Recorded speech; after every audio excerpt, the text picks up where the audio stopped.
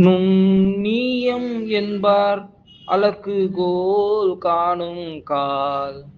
நுண்ணியம் என்பார் அலக்குகோல் காணும் கால். கண்ணல்லது இல்லை பிற, கண்ணல்லது இல்லை பிற. நுட்பமானதை பார்த்தாலே உணரும் அதை. நுட்பமானதை பார்த்தாலே உணரும் அதை. ஐம்புலனில் கண்ணை தவிர வேறு உணருமோ இதை. நுண்ணியம் என்பர் அலக்குகோல் காணும் கால். நுண்ணியம் என்பர் அலக்குகோல் காணும் கால்.